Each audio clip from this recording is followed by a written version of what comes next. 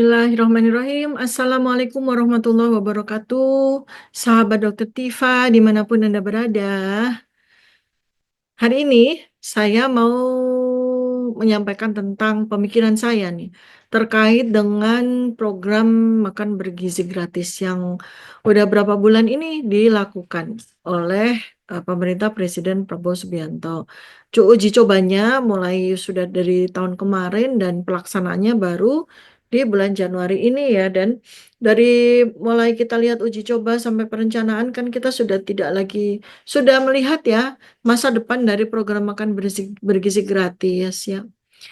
Saya mencoba untuk menyelami jalan pemikirannya Presiden Prabowo. Saya juga mencoba untuk memahami apa yang beliau inginkan. Karena ini kan kaitannya juga dengan latar belakang dan sebagainya ya.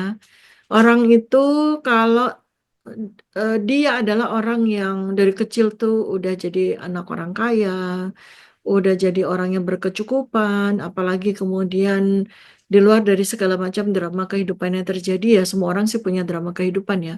Tapi beliau kan nggak pernah miskin gitu ya, nggak pernah miskin. Dan kadang-kadang kalau kita bicara masa lalu kan orang suka miskin ya, tapi ya Presiden Prabowo itu nggak pernah miskin lah gitu dan kaya raya.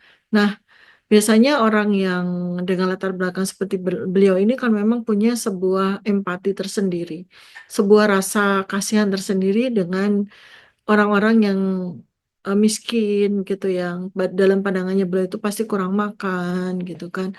Jadi itulah yang sepertinya salah satu dari sekian banyak obsesi yang beliau ingin mewujudkan dalam masa beliau menjadi presiden. Apalagi beliau berhasil menjadi presiden yang di usia yang sudah lansia, dan mungkin ini menjadi sebuah yang katakanlah warisan atau legasi kepada masyarakat Indonesia.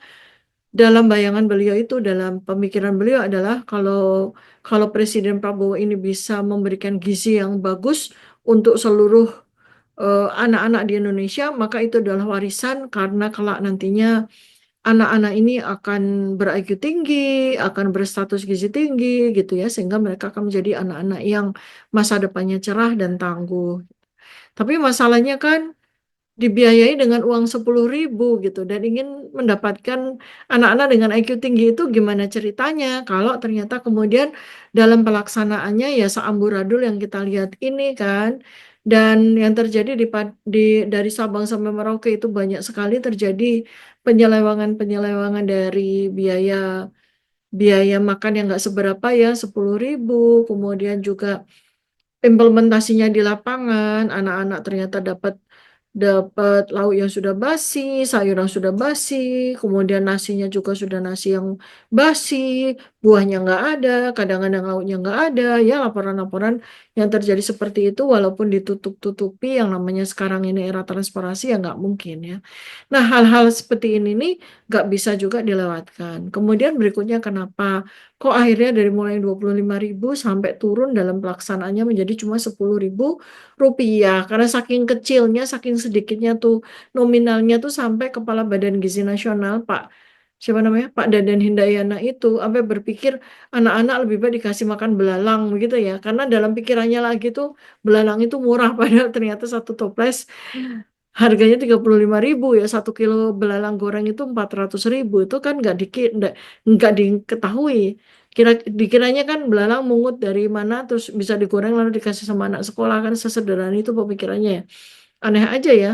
Tapi ya itulah, bukan cuma silang sengkaru, tetapi juga ekses-ekses yang ditimbulkan dari pelaksanaan program makan bergizi sehat ini yang mungkin tidak dipikirkan oleh Presiden Prabowo. Ya, jadi dalam kesempatan video ini saya ingin menyampaikan satu aja dari sekian banyak pikiran saya tentang program makan bergizi gratis ya.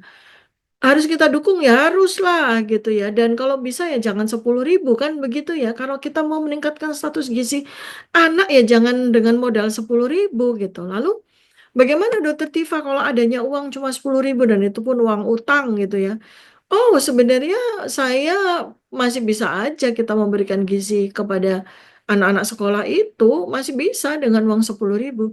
Tapi jangan dipaksakan menjadi satu porsi makan yang seperti yang selama ini kita lihat, jangan dipaksakan begitu, ya. Jadi bagaimana kalau saya mengusulkan uang 10.000 untuk digunakan untuk meningkatkan status gizi dan status kognitif atau IQ anak itu gimana? Gimana? Ini kita hilangkan aja box bentonya anak-anak itu kita hilangkan. Ini ada uang 10.000 yang diberikan kepada anak-anak per hari di jam sekolah ya. Artinya sebulan kurang lebih 20 hari ya. Ada 20 hari. 20 hari kali 10.000 untuk satu anak sebulan. Berarti berapa tuh? Berarti du- eh, apa 200.000 kan ya? 10 hari kan 200.000 tuh. 200.000 dalam satu bulan. Berarti kalau diberikan dalam satu tahun, jatah satu anak itu 2.400.000 kan ya? Karena kan 200.000 per bulan kan, kali 12 kan 2.400.000. Itu per anak loh. Kalau kita lihat dari 10.000 kan kecil, tapi kalau kita lihat dari 2.400.000 kan jadi besar kan ya? Ya kan? Nah, jadi itu yang bisa kita kelola nih, uang 2.400.000 per anak ya. Kalau misalnya keluarga satu keluarga itu aja udah ada dua anak, ya berarti udah dapatlah satu dapatlah satu keluarga itu 2.400.000 kali dua kan 4.800.000 kan ya. Kan banyak itu ya. Kan banyak ya.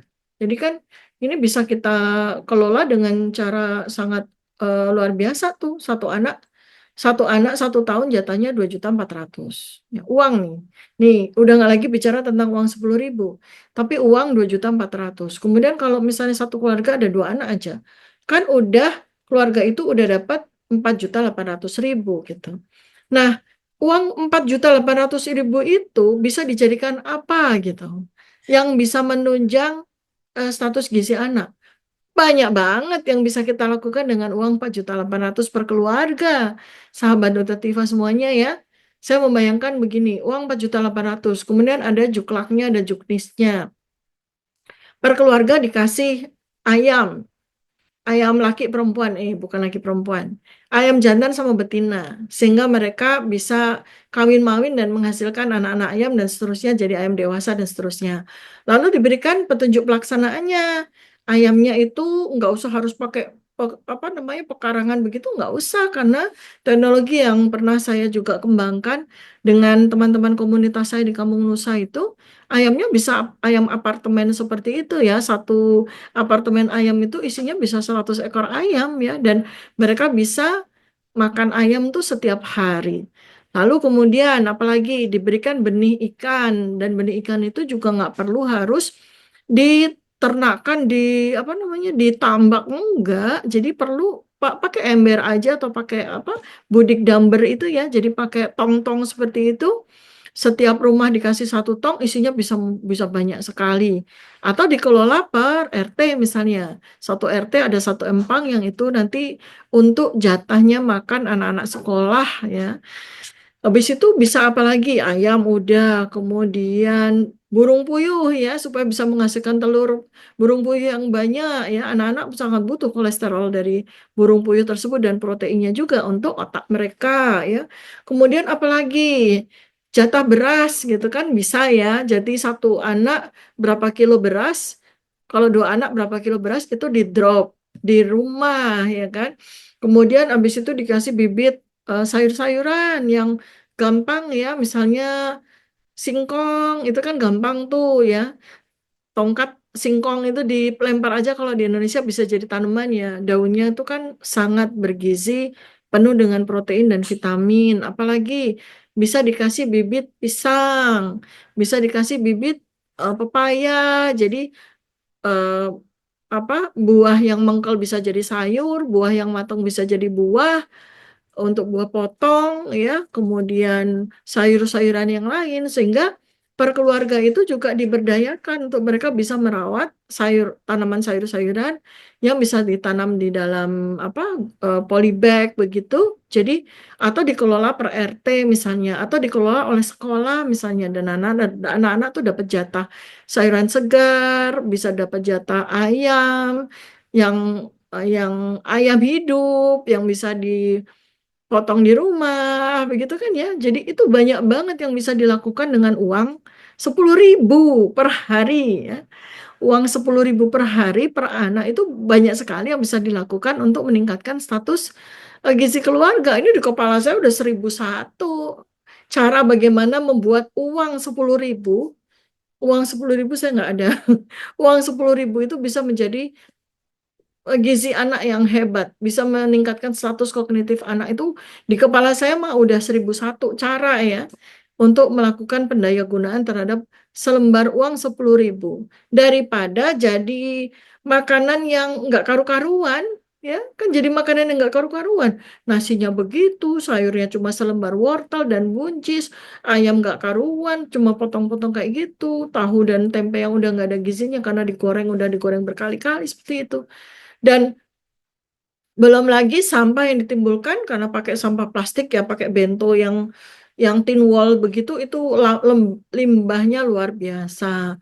Itu baru satu loh dari 1.000 pemikiran saya tentang bagaimana mendayagunakan uang 10.000 untuk peningkatan status gizi anak ya. Demikian teman-teman satu solusi yang saya berikan untuk Presiden Prabowo Subianto. Mudah-mudahan keinginan beliau untuk memberi makan anak-anak itu bisa terwujud dengan uang 10.000 bisa terwujud, tapi dengan cara yang jauh lebih cerdas. Demikian. Mudah-mudahan menambah puzzle pengetahuan Anda semuanya. Sampai jumpa pada video yang berikutnya, insya Allah. Amin. Assalamualaikum warahmatullahi wabarakatuh. Salam kebenaran.